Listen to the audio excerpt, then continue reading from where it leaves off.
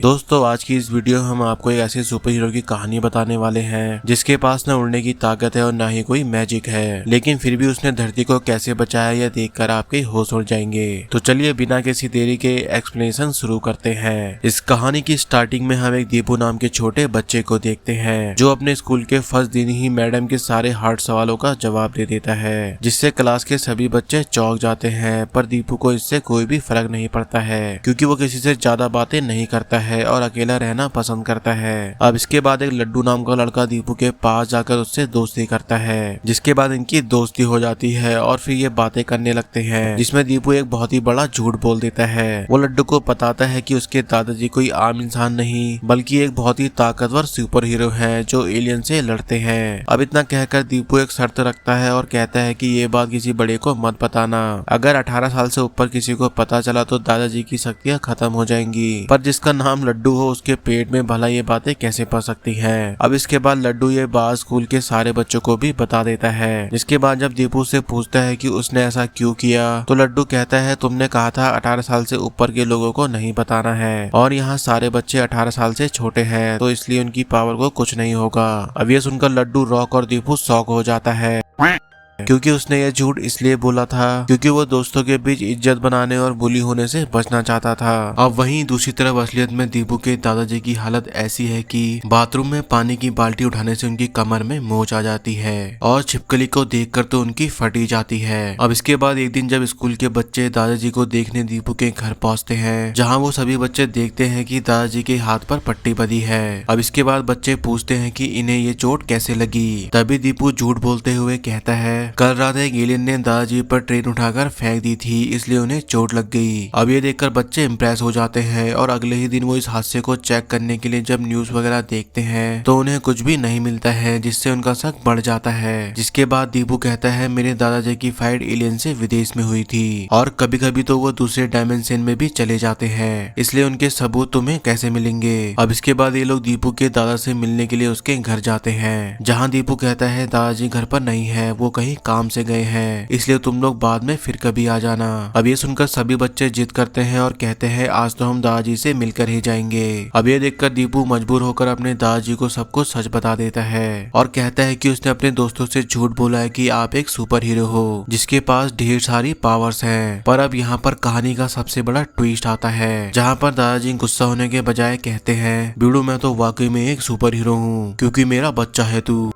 अब ये सुनकर दीपू को लगता है कि दादाजी उसकी एक्टिंग में उसका साथ दे रहे हैं, पर यहाँ पर दादाजी उसको समझाते हैं कि मैं सच में हीरो हूँ। अब ये सुनकर भी दीपू को उन पर बिल्कुल भी यकीन नहीं होता है, इसलिए वो यहाँ पर उनकी एक भी नहीं सुनता है। अब इसके अगले दिन दादाजी लड्डू के पिता की दुकान पर जाते हैं, जहाँ लड्डू उन्हें एक भगवान की तरह ट्रीट करता है क्योंकि वो उन्हें भगवान के रूप में देखता है और कहता है आज तो मैं धन्य हो गया, साक्षात भगवान मेरी दुकान पे पधारे हैं। अब इसके बाद दादाजी उससे सामान खरीदते हैं और लड्डू उन्हें एकदम असली और बिना मिलावट का सारा सामान दे देता है और बदले में उनसे पैसे लेने से भी साफ मना कर देता है क्योंकि आखिर एक देश को बचाने वाले सुपर हीरो से कौन ही पैसे ले सकता है। अब यहीं पर लड्डू कहता है मेरी तरह आपके और भी भक्त है प्रभु, प्लीज आप उनसे भी मिल लीजिए। अब इसके बाद लड्डू और बाकी बच्चे जब दादाजी के घर जाकर उनसे पूछते हैं कि उन्हें पावर कैसे मिली तो दादाजी उन्हें एक स्टोरी बताते हैं। बचपन में मुझे एक मौसी नाम की एलियन बच्ची मिली थी जो कि अपने मम्मी पापा के साथ धरती पर आई थी, जिसके बाद उन दोनों में गहरी दोस्ती हो गई थी। इसलिए दादाजी जब भी उस एलियन से मिलने जाते थे तो उसे संतरे वाली चॉकलेट भी खिलाया करते थे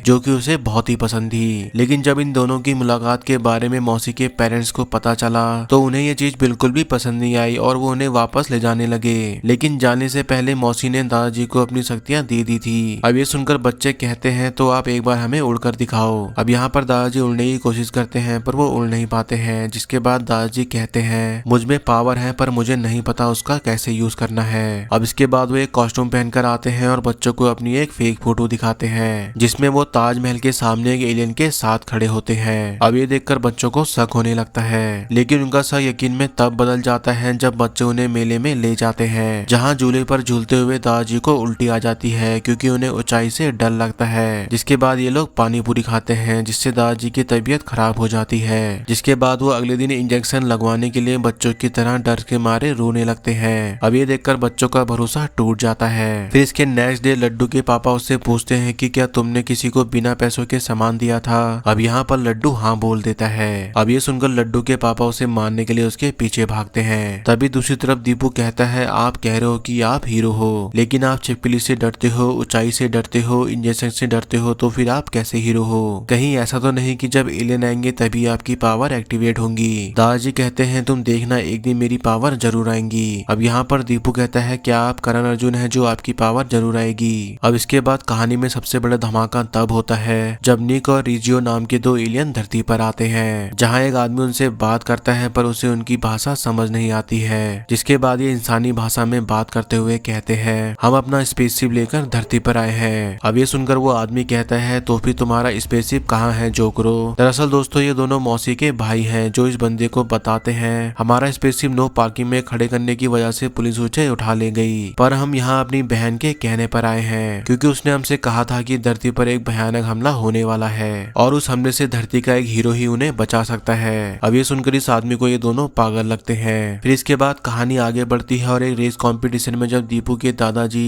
लोगों की हेल्प करने के चक्कर में हार जाते हैं तो बच्चों को लगता है कि वो तो हीरो हैं पर वो कैसे हार गए। अब यहीं पर बच्चों से हीरो वर्ड सुनकर निक और रिजियो इन बच्चों से मुलाकात करते हैं जिससे उन्हें दादाजी के बारे में पता चलता है। जिसके बाद ये दोनों दादाजी से मिलते हैं और उन्हें बताते हैं कि वो मौसी के भाई हैं और उनकी बहन ने ही उन्हें भेजा है क्योंकि धरती खतरे में है और कल ही एलियंस का एक बहुत बड़ा हमला होने वाला है। अब ये सुनकर दादाजी चौंक जाते हैं और कहते हैं मेरे पास पावर्स तो है लेकिन मुझे ये नहीं पता कि उनका यूज कैसे करना है। अब ये सुनकर दोनों भाई कहते हैं उसकी चिंता मत करो तुम्हें हम ट्रेनिंग देंगे। अब इसके बाद ये दोनों दादाजी को उड़ने की प्रैक्टिस करवाने के लिए एक खाई के पास ले जाते हैं जिसमें दादाजी उड़ने के बजाय गिर जाते हैं और उनकी पीठ में चोट लग जाती है। और अब ये सब देखकर दादाजी हार मानकर कुर्सी पर बैठ जाते हैं। तब भी लड्डू उन्हें मोटिवेट करता है और कहता है अगर आप ऐसे ही कुर्सी पर बैठे रहे तो हम मर जाएंगे, तो क्या आपकी जिम्मेदारी नहीं बनती आप हमें और पूरी दुनिया को बचा लो। अब ये सुनकर दादाजी मोटिवेट होते हैं। जिसके बाद दादाजी निक और रिजियो से पूछते हैं कि मेरे पास कौन कौन सी पावर है मुझे सब बताओ। अब ये सुनकर वो दोनों कहते हैं जब तुम्हारी असली लड़ाई होगी तब तुम्हारी पावर्स भी खुद ब खुद एक्टिवेट हो जाएंगी, लेकिन फिलहाल के लिए अभी अपनी प्रैक्टिस पर ध्यान दो। अब इसी दौरान ये बात बच्चों के साथ बड़ों को भी पता चल जाती है और अब वो भी दादाजी को देखने आते हैं। अब यहीं पर निक और रिजियो सभी से कहते हैं दादाजी अभी अच्छे से ट्रेन नहीं हो पाए हैं और अब हमारे पास उतना टाइम भी नहीं है क्योंकि कल ही एलियंस का हमला होगा, इसलिए सभी लोग घर पे रहना।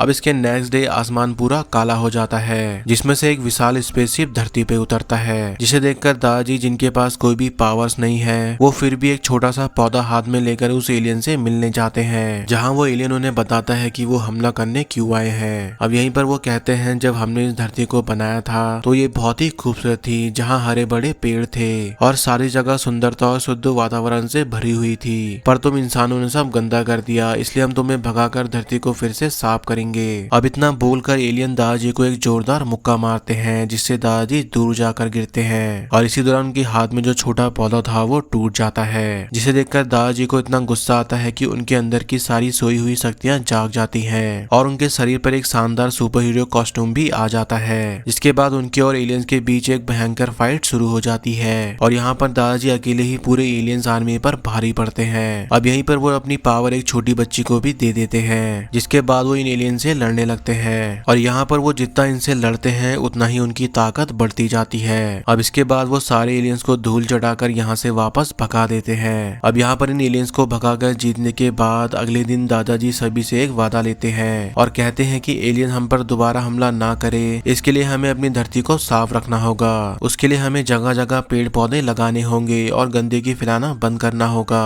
क्योंकि असली सुपर हीरो वही है जो सबसे पहले नेचर को बचाए। अब इसके बाद फिल्म की आखिर में दीपू के पापा का ट्रांसफर हो जाता है, लेकिन यहाँ से जाने से पहले दीपू लड्डू को कॉल करके बताता है एलियंस फिर से वापस आने वाले हैं और अब हमें भी सुपर हीरो बनना पड़ेगा। अब इसके बाद यहाँ पर इस मूवी का सेकंड पार्ट अनाउंस होता है जिसका नाम the great grand super hero aliens का समापन है और इसी के साथ हमारी आज की ये मूवी भी यहीं पे एंड होती है। तो दोस्तों सच कहूँ तो बॉलीवुड में इस बार मुझे ये कॉन्सेप्ट बहुत ही अच्छा लगा। इसमें बच्चों और समाज को एक अच्छा मैसेज दिया गया है जो मुझे काफी अच्छा लगा, वरना आजकल की मूवीज कैसी बन रही है और उनमें क्या क्या दिखाया जाता है ये सब तो आप अच्छी तरह जानते ही हो, क्योंकि ऐसी क्लीन और मीनिंगफुल कहानी आजकल कम ही देखने को मिलती है। बाकी आपको ये मूवी का कॉन्सेप्ट कैसा लगा नीचे कमेंट करके अपनी अपनी राय जरूर बताना। और दोस्तों अगर आपको मेरी एक्सप्लेनेशन और मूवी की कहानियां सुनने में मजा आता है तो वीडियो को लाइक और चैनल को सब्सक्राइब भी जरूर कर लेना, ताकि हम जल्दी से अपना 100 के सब्सक्राइबर वाला सपना पूरा कर सकें। तो दोस्तों आज की वीडियो में बस इतना ही, मिलते हैं नेक्स्ट वीडियो में। सायोनारा।